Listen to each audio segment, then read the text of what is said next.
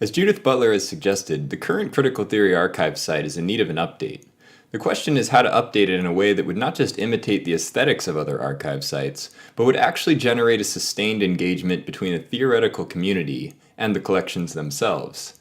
How to attenuate the problem of underuse and link rot that plagues even the most meticulously designed sites, like the 19th Century Scholarship Online Archive, or Hypercities.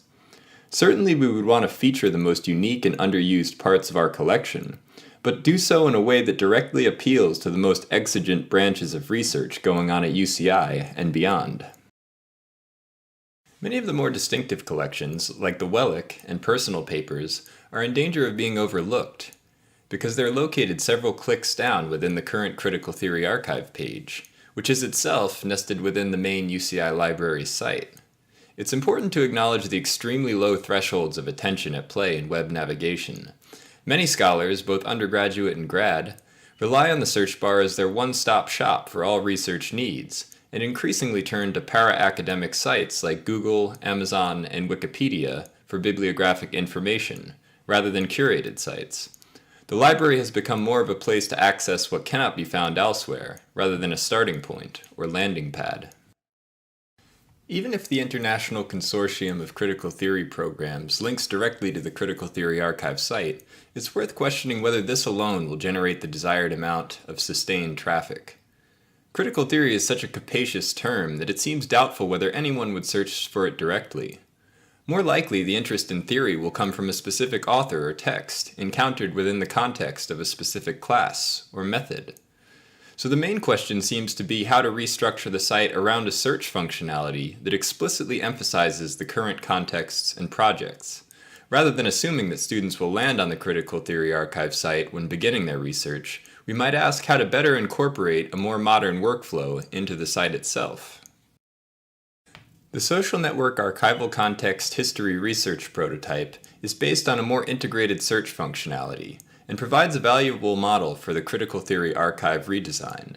It has started to organize relationships using a resource description framework based on relationships between persons, families, and organizations, but many of the results still appear as conventional lists, which become increasingly unusable the longer they are. In thinking about how to better represent the bibliographic relationships visually, it's also worth asking whether there are other classes of relationships, besides families and organizations, that might better represent the relationships between theoretical works. The experimental Neo4j graphs provided by the SNAC prototype provide one of the most interesting alternatives to the conventional resource list, but these too have problems. For the purposes of the Critical Theory Archive, it seems that the database is not yet robust enough to adequately represent even a more prolific theorist like Derrida, who in many ways marks the center of the Critical Theory Archive. A historical figure like George Washington, on the other hand, poses the opposite problem of oversaturation. Would it be possible to tailor this kind of graphical interface so that it might become a prominent part of the Critical Theory Archive search? Foregrounding this kind of visualization, even on a limited scale, would substantially differentiate the CTA site aesthetically, giving scholars some incentive to choose it over Google, Wikipedia, Amazon, or even the primary UCI library search.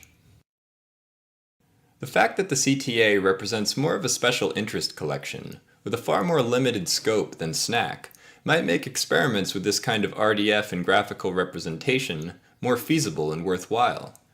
One of the reasons that RDF appears somewhat extraneous to the current SNAC architecture is that it does not provide the kind of centralized control needed for such a massive archival dataset. But doesn't the nature of the material in CTA call for a more decentralized control structure? Doesn't critical theory resist centralized control in its very materiality? Will the economy of cooperative data mentioned in the SNAC narrative be limited to librarians and archivists alone? Or will it be open to the community of critical theorists whose entire discourse revolves around a non-standard use of terms? Is it possible to standardize a critical theoretical vocabulary without cutting the theorists themselves in on the action? Wouldn't a truly sustainable infrastructure for critical theory need to promote the rhizomaticity of RDF and linked open data in order to keep pace with the rhizomaticity of critical thought itself? This is where I think the UCI Resources Development Project intersects with my own interest in soliciting the scholarly public to participate in indexical bibliographic work. Being able to open the circulation of metadata between scholars and librarians would be a mutually beneficial process, and a strong reason for exploring the possibility of a more decentralized, RDF-based network. The ability to crowdsource metadata creation through Zotero group bibliographies seems a rather attainable goal. A middleware API, like the one designed for Snack, would just need to be able to pull the metadata users assign in Zotero into the archival database. Ideally, more scholars would learn how to map the shifts in their critical theoretical vocabularies as metadata once they realized that their ideas were not simply locked into categories, that techniques like XTF clustering and reindexing actually allow for a more fluid mapping of scholarly cognition. Allowing for transparency in this translational phase is crucial. Librarians need to standardize these lexicons so that they can become meaningful within a broader archival context, but the standardization process should be non-destructive, allowing lexicons of varying specificity to communicate in sync without overriding one another. If this transfer cannot be automated fully, it could be flagged for review by a group or library administrator and converted using a tool like OpenRefine. The recent establishment of annotation as a World Wide Web consortium standard further extends the reach of crowdsourced metadata to discrete passages within references themselves. This annotation standard has laid the foundation for the broader syndication of anchored commentary between readers and publishers. It would be unfortunate if libraries were excluded from this loop.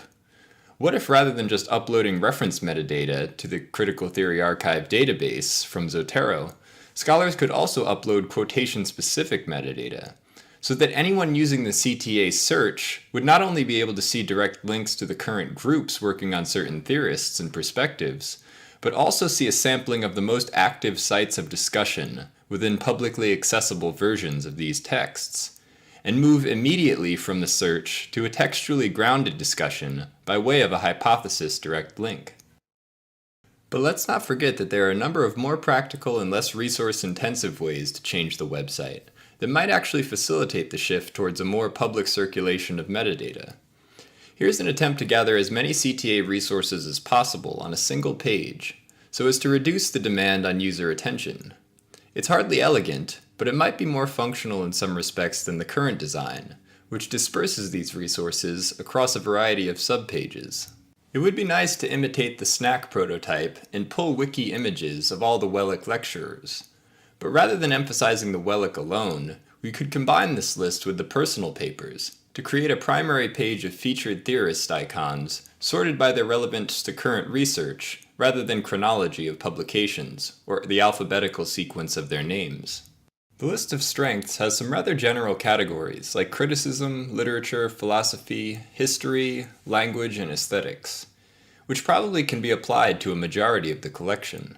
There are a few individual authors, who would already be featured on the main page, and more specific perspectives and areas of interest which might actually be helpful to place on the main page alongside the featured authors.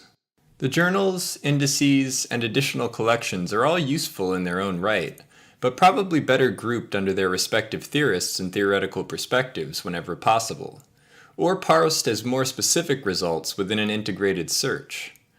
Aggregating all of the journal articles and index entries for Derrida, as a result of the Derrida search, for instance, rather than leaving it to the user to search for Derrida in a dozen different locations. In the category structure of my own database, I found it most useful to emphasize second-level categories that actually differentiate titles. Rather than emphasizing a general category like literature, why not also add subcategories for genre? We could cluster linguistic structuralism and deconstruction because these exist on a continuum, and are often more useful to juxtapose than artificially disentangle. Politics, economics, and Marxism are also related closely enough to warrant their own category, as are cultural studies and post-colonialism.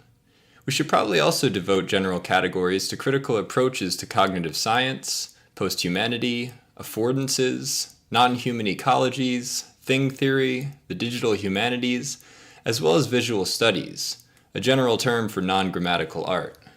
We may also want to consider de-emphasizing the critical in critical theory, since it risks assimilating all of the specific critical perspectives to a particularly Marxist historical materialist perspective. These categories still overlap considerably, but not nearly as much as the first level categories. Parsing the archive this way also gives a better representation of its strengths and weaknesses. A few broad historical categories might be a helpful supplement to the actual publication date metadata. Most importantly, however, we need to prominently feature specific reference materials for UCI-based courses, conferences, reading groups, and working groups devoted to critical theory.